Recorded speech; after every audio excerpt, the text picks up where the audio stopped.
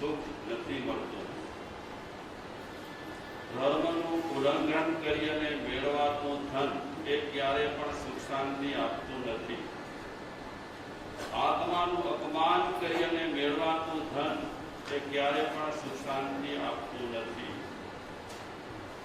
અગર જેને સુખ શાંતિ જોઈતી હોય એ વ્યક્તિએ આ ત્રણ વાત ધ્યાનમાં રાખવી પડે. આ ત્રણ વાત વ્યક્તિ ધ્યાનમાં રાખે અને એના માટે એ સાવધાન રહે કે હું કમાઉં તો છું, પણ કમાતા કમાતા કોઈને પીડા તો નથી પહોંચાડતો.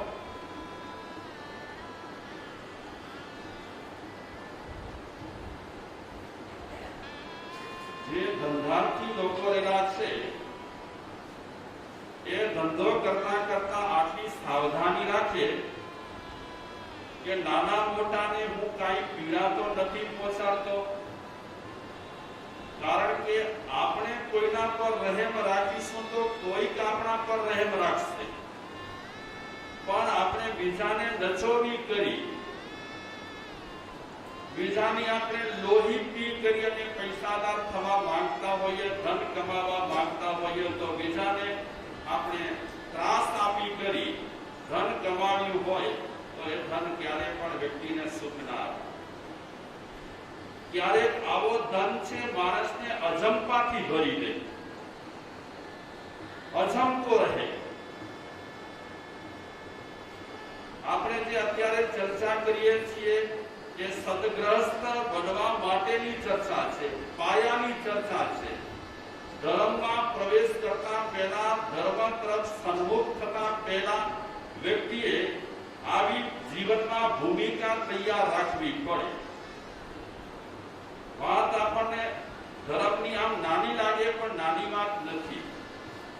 હા, મોહપતિ બાંધવી હજી સહેલી છે, મંદિરમાં પૂજા પાઠ કરવા હજી સહેલા છે, કેટલીક ધાર્મિક પ્રવૃત્તિઓ કરવી હજી સહેલી છે, પણ ગ્રહસ્થ ધંધામાં આપણું ધ્યાન રાખે, ધંધામાં આપણું ધ્યાન રાખવું એ ગ્રહસ્થ માટે જરા કઠિન લાગે. અને આ વાત જ્યારે ગ્રહસ્થ વિચારે ત્યારે જરૂર એને લાગે કે ખરેખર ધાર્મિકતામાં પ્રવેશ કરતા પહેલા વ્યક્તિએ પોતાના હૃદયને આ રીતે તૈયાર કરવું પડે. જ્યાં સુધી આપણે પીડા પહોંચાડી કરી અને ધન મેળવતા હોઈએ ત્યાં સુધી આપણને સુખ મળતું નથી. અને આપણને બધાને જોઈએ છીએ શું? સુખ જોઈએ છીએ. સરસ રીતે આપણે ભોજન કરી શકીએ, પ્રસન્નતા સાથે આપણે ભોજન કરી શકીએ, એકદમ સુખરૂપ આપણને નિદ્રા આવી જાય, સરસ રીતે આપણે સવારના પોરમાં પ્રસન્નતાપૂર્વક આપણે જાગીએ, પ્રભુનું સ્મરણ કરીએ અને ઘરમાં આનંદે આનંદ હોય એવું દરેક વ્યક્તિને જોઈતું હોય છે. મહાપુરુષો કહે છે જોઈતું હોય છે, વાત સાચી, પણ મળશે આ રીતે. તમે કદાચ બીજી રીત અપનાવવા જશો ને કદાચ તમને ધન મળી જશે, પણ એ ધન તમારા મનમાં ખિન્નતા પેદા કરશે. અમન જીવનમાં લાવવા માટે, સુખ ચેન જીવનમાં લાવવા માટે વ્યક્તિએ ધન બહુ જ સજાગતા પૂર્વક કમાવવું જોઈએ. ધન આમ સારું પણ છે, ઘણી રીતે ઉપયોગી પણ છે, અને ધન ક્યારેક ખાના ખરાબી પણ સર્જે. ખૂબ જ આપણે ધન કમાવા માંગતા હોઈએ અને ટૂંકા સમયમાં આપણે ધન કમાવા માંગતા હોઈએ તો ક્યારેક કદાચ કોઈક એવી પ્રવૃત્તિ કરતા કરતા ધન મળી જશે, પણ એ ધન કદાચ તમારા જીવનમાં કાંઈક બીજી હોનારતો સર્જી શકે છે. તાત્કાલિક શીઘ્રતાથી મેળવાતું ધન એ તો નદીમાં આવતા ગોરા પૂર જેવું છે.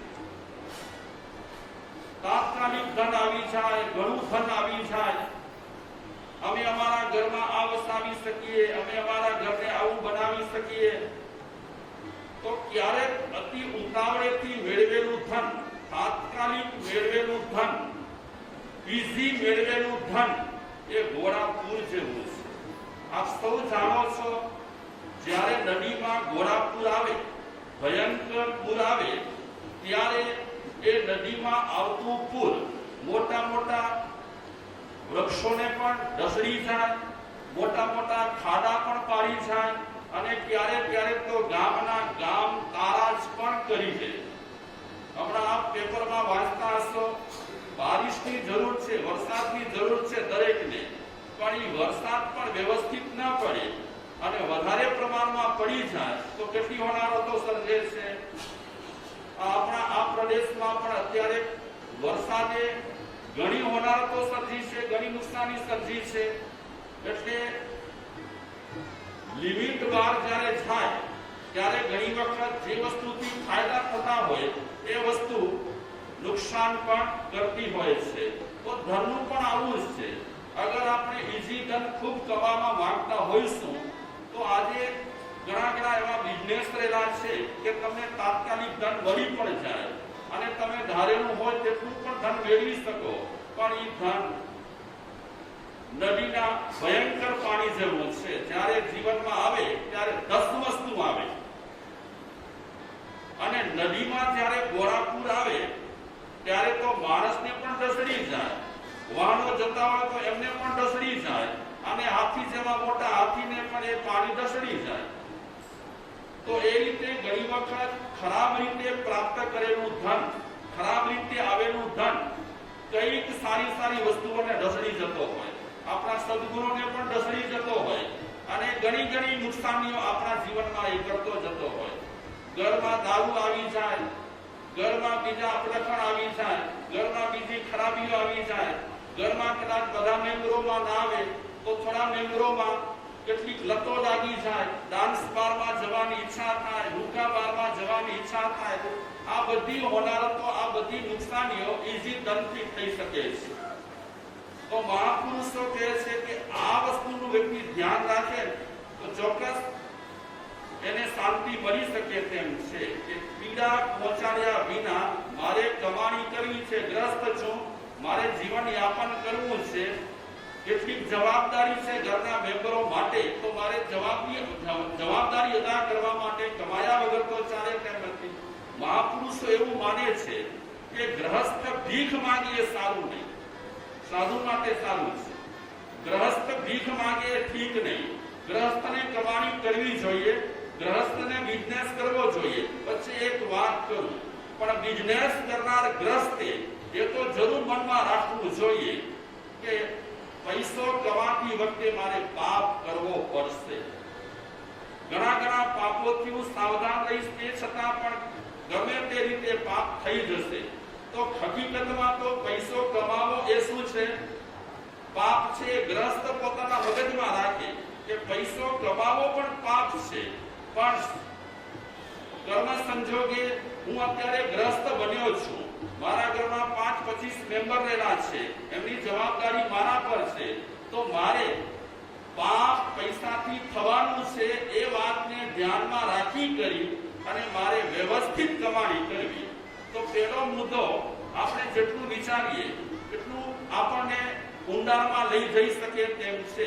તો ફરી આપણે આ વાત કરીએ, પીડાને બીજાને પીડા પહોંચાડી કરી અને મેળવાતું ધન ક્યારે પણ વ્યક્તિને સુખ શાંતિ આપી શકતું નથી. ધર્મનું ઉલ્લંઘન કરી અને મેળવાતું ધન વ્યક્તિને ક્યારે પણ સુખ શાંતિ આપી શકતું નથી. ધર્મમાં જેમ આચાર સંહિતા રહેલી છે તેમ ધન કમાવામાં પણ આચાર સંહિતા રહેલી છે. નિયમો તોડી કરી, નિયમોનું ઉલ્લંઘન કરી અને માણસ અગર જો ધન કમાવા માંગતો હોય, આમે પણ સરકારી ઘણા નિયમો હોય છે. સરકારને નિયમો ક્યારે લગાવવા પડ્યા, સરકારને ક્યારે નિયમો કરવા પડ્યા? માણસે જ્યારે ધર્મની જે કઈ મર્યાદા રહેલી હતી એ મર્યાદા છોડતો થયો ત્યારે સરકારને નિયમો લગાવવા પડ્યા. અગર માણસ જો વ્યવસ્થિત ધર્મને સાથે રાખી કરી અને બિઝનેસ કરે, ધર્મને સાથે રાખી કરી અને જો ધંધો કરે, કમાણી કરે, તો મને નથી લાગતું કે સરકારને આવા કડક નિયમો લગાવવા પડે. આટલા નિયમો લગાડ્યા છતાં પણ માણસ હજી પણ સમજતો નથી. હજી પણ કેમ આ બધા નિયમોને તોડી કરીને હું પૈસા કમાવું? હું ફરી કહીશ કે આપણી જિંદગી કેવલ પૈસા માટે નથી. આપણી જિંદગીના બીજા ઘણા વહેણ છે કે જે વહેણ આપણે જાણીશું અને એ વહેણમાં આપણે જઈશું તો બીજા પણ ઘણા લાભ થઈ શકે તેમ છે. તો બીજો મુદ્દો છે, ધર્મનું ઉલ્લંઘન કરી અને કમાણી કરવાથી ક્યારે પણ વ્યક્તિને સુખ શાંતિ મળતી નથી. હું માણસ છું અને માણસ માટેના કેટલાક નિયમો રહેલા છે કમાણી માટેના. આ નિયમો બને ત્યાં સુધી હું ચુસ્તપણે પાડીશ. ડોક્ટર હમણાં જે અવસાન પામ્યા ડોક્ટર અબ્દુલ કલામ, મને લાગે છે એમનો એક પ્રસંગ હમણાં જ મેં વાંચ્યું કે એ રાષ્ટ્રપતિ બન્યા, એમને જે પગાર મળતો હતો એ પગાર પોતે રાખતા ન હતા, બધું સારા માર્ગે, યોગ્ય માર્ગે, માનવતાની પ્રવૃત્તિમાં એ બધું વાપરી નાખતા હતા. તો કોઈકે પ્રશ્ન કર્યો કે ભવિષ્યમાં શું?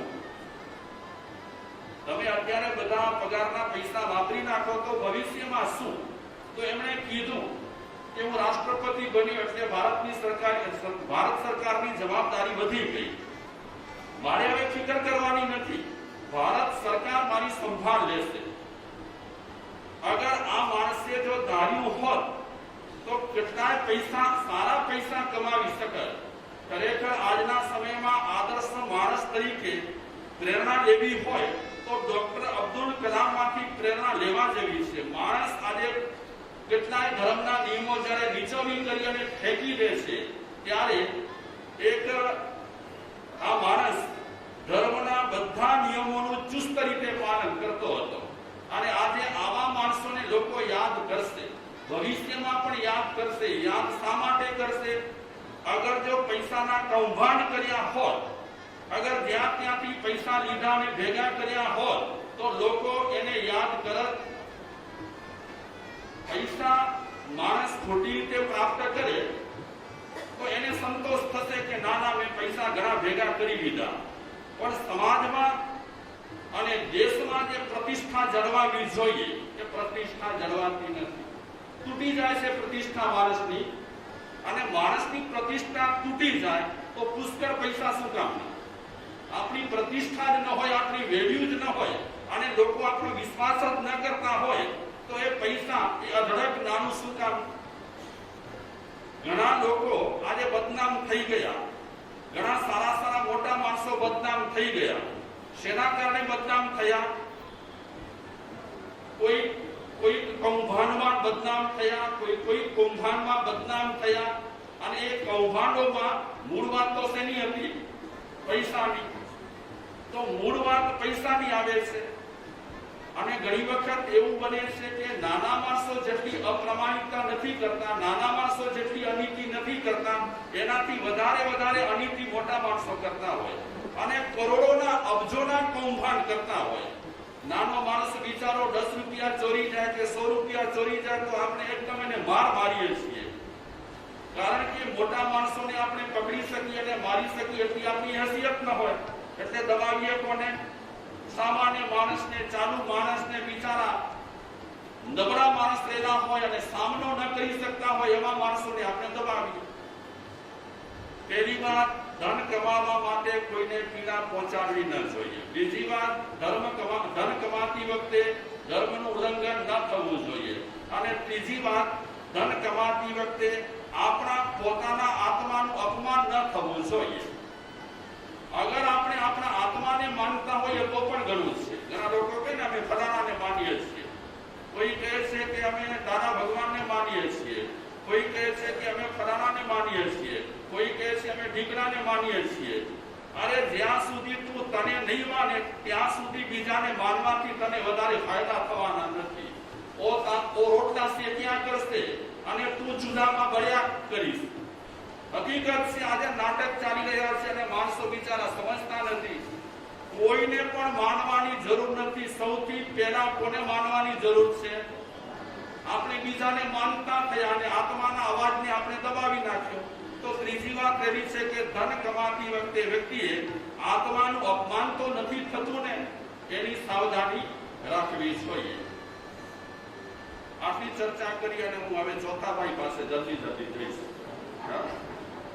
ચોથા ભાઈ પાસે જઈશ એનાથી પહેલા થોડીક વાત કરીશ કે ડોક્ટર સાહેબ તમને કેવા લાગ્યા. આ ડોક્ટરે જે કંઈ કર્યું એ તમને કેવું લાગ્યું?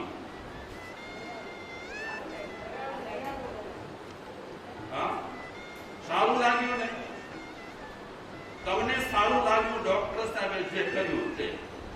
અને આપણે પણ આવું કરીએ તો બીજાને સારું ન લાગે? તો બીજાને સારું લગાડવું છે ને. અગર જો બીજાને સારું લગાડવું હોય તો આવું સારું કરવા જેવું છે. બીજાને પણ આનંદ થશે અને આપણો આત્મા એને પણ આનંદ થશે કે વાહ કેટલું સરસ. આ ડોક્ટર સાહેબ ભારત તો ચોથા ભાઈને પણ નીચોવી સકત અને 100 રૂપિયા એ કમાતા હતા દિવસના, પણ ગમે તેમ કરીને ચોથા ભાઈને એ કહી શકત કે પૈસા વિના તો દવા ન મળે. અને અત્યારે મેં તમને સમય આપ્યો છે તો આના પણ પૈસા નહીં છે ના, શું કહેવાય, કન્સલ્ટિંગ એના પણ પૈસા તો લઈશ. આ બધું કહી શકત, પણ આવું ડોક્ટરે નથી કીધું. તો આ ડોક્ટરની વાતને ધ્યાનમાં રાખી કરી અને હું પુંડલિકા કાકડિયાની એક ઘટના, એમની રચના કહીશ. બહુ સમજવા જેવી રચના રહેલી છે. ડોક્ટર સાહેબ ભગવાનને પ્રાર્થના કરે છે. કેવી પ્રાર્થના કરે છે? બહુ સરસ છે. મને હર વખતે વિચાર આવે છે કે આ પૂરી પ્રાર્થના દરેક હોસ્પિટલોમાં અને દરેક દવાખાનામાં દરેક ભાષામાં મુકાવી જોઈએ. એ પ્રાર્થના પહેલા આપણે કરીએ. આપણે તો શું કરીએ, કારણ કે આપણે ડોક્ટર નથી, પણ ડોક્ટરે ભગવાનને શું પ્રાર્થના કરી છે?